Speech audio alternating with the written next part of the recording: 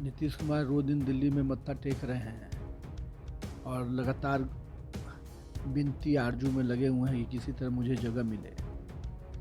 लेकिन हर कोई जानता है कि राजनीति की अवसरवादिता का जनक कोई होगा तो उसका नाम होगा नीतीश कुमार। देश की जनता ने अपने प्रधान सेवक को जब चुना मोदी जी को, तो उन्होंने सेवा ही करके ही नहीं, पूरे घर घर तक गरीब के अन्न की भी चिंता की।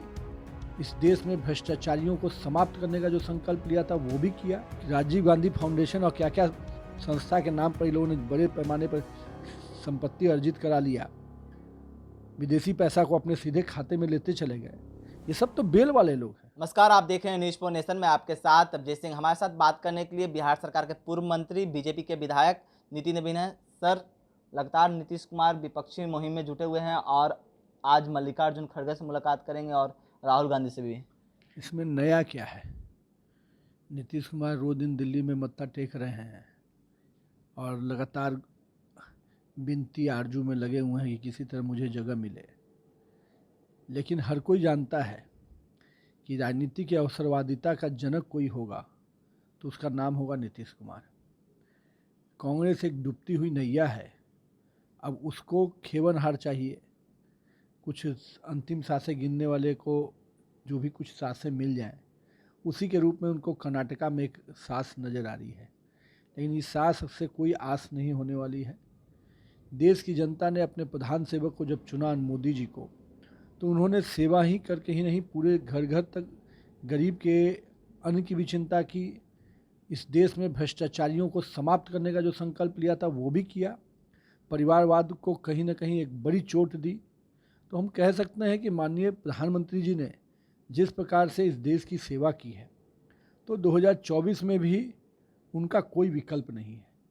और मैं तो मानता हूँ कि कहीं ना कहीं ये सारे भ्रष्टाचारी इसलिए जुट रहे हैं क्योंकि उनको मालूम है कि अगर एक बार और मोदी जी आ गए तो कितनों को जेल के जाना पड़ेगा। आज क्या है, कौन ऐसा व्यक्ति नहीं है जो वहाँ पर जो विपक्ष है उसको विपक्ष नहीं कहना चाहिए, भ्रष्टाचारियों की टोली। ये भ्रष्टाचारियों की टोली है जो अपने चोर चोर मौसेरे भाई है, सब एक दूसरे से इसलिए मिले हुए हैं कि कम से कम हमारा भ्रष्टाचार, हमारा लूट खसोट जो हुआ वो बच जाए। तो आज तेजस्वी यादव यहाँ से हों या वहाँ से केजरीवाल हों, जिस राज्य का मुख्यमंत्री का डिप्टी सीएम जेल में हो, उसको सबसे पहले तो उस पर बताना चाहिए बेल क्यों नहीं मिल पा रहा है। कारण है ना कुछ, न्यायालय के शरण में तो जाकर क्यों नहीं बेल मिल पाया? क्योंकि जो तथ्य है वो दिख रहे हैं कि स्पष्ट रूप से ये भ्रष्टाचारी लोग हैं। क्या स्थिति है राहुल गांधी की? राहुल और सोनिया दोनों बेल पे है ना। राजीव गांधी फाउंडेशन और क्या क्या संस्था के नाम पर इन लोगों ने बड़े पैमाने पर संपत्ति अर्जित करा लिया, विदेशी पैसा को अपने सीधे खाते में लेते चले गए। ये सब तो बेल वाले लोग हैं। लेकिन क्या लगता है कि विपक्ष के नेताओं को बैठक होना है बिहार में, तो क्या बड़ी बैठक होने वाली है बिहार में? ये घोटालेबाजों की बैठक होने वाली है, भ्रष्टाचारियों की बैठक होने वाली है। और बिहार वो भूमि है जिन्होंने भ्रष्टाचार और आपातकाल के खिलाफ संदेश दिया था।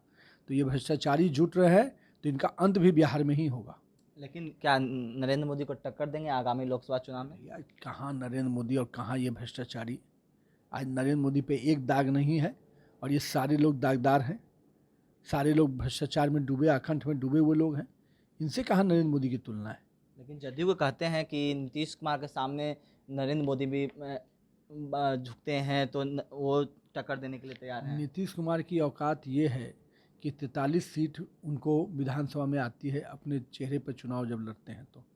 और नरेंद्र मोदी का ये स्थिति है कि जिस प्रदेश के वो मुख्यमंत्री आज से 10 साल पहले रहे, वहाँ भी 80% सीटों पर चुनाव जीतते हैं। ये तो मोदी का करिश्मा है। तो जिस राज्य से आप नीतीश कुमार आते हैं उस राज्य में तीसरे पैदान पे आप हैं, फिर भी अंक आंकड़ों के आधार पे अंक का जादूगरी करके आप मुख्यमंत्री बने हुए हैं। क्या ग्राफ रहा है आपका? ग्राफ लगातार डिक्लाइन करता रहा। और मोदी जी का ग्राफ जाके गुजरात में देखिए अप रहा। 2014 का चुनाव हम लोग जीते थे तो हमारे 273-74 सांसद थे। 2019 में हमने जीता तो 302 सांसद थे। हमारा ग्राफ देखिए और अपना ग्राफ देखिए। जिस तरह से बात करें कि संसद का उद्घाटन होना है, उसमें कह रहे हैं मल्लिकार्जुन खड़गे कि राष्ट्रपति का अपमान कर रहे हैं, राष्ट्रपति से उद्घाटन करवाना चाहिए था। लोकसभा अध्यक्ष का निर्णय है, अब इनको बेचैनी क्यों है? कल तक तो कहते हैं कि राष्ट्रपति भी उन्हीं का अरे भैया, राष्ट्रपति हमारे राष्ट्राध्यक्ष हैं, उनको जो निर्णय जिनको बुलाया जाएगा तो निश्चित रूप से उनका बनेगा। आपको क्यों बेचैनी है मोदी जी के? मोदी जी ने, आपने तो इतने 70 वर्षों में वही संसद भवन बना के रखा जो अंग्रेज के समय के पहले का समय का रहा हो। आपने कुछ नया क्या किया? आज प्रधानमंत्री जी ने अपने विजन से एक नया संसद भवन, नए भारत का नया संसद भवन दिया, तो इसमें आपको आपत्ति क्या है? आप थोड़े राष्ट्रपति हैं कि आपको नहीं बुलाया गया। उनको बेचैनी ये है कि कोई भी काम मोदी जी छोड़ नहीं रहे हैं। उनको लग रहा है कि हम लोग को कहीं मौका मिला तो करेंगे क्या, लेकिन आपको कोई मौका ही नहीं मिलने वाला है। आप इस सपने में मत रहिए। चलिए, ये थे हमारे साथ बिहार सरकार के पूर्व मंत्री बीजेपी के विधायक नितिन नवीन। उन्होंने तमाम सवालों को जवाब दिया। इस तमाम खबरों को बने रहे न्यूज़ 24 के साथ। नमस्कार।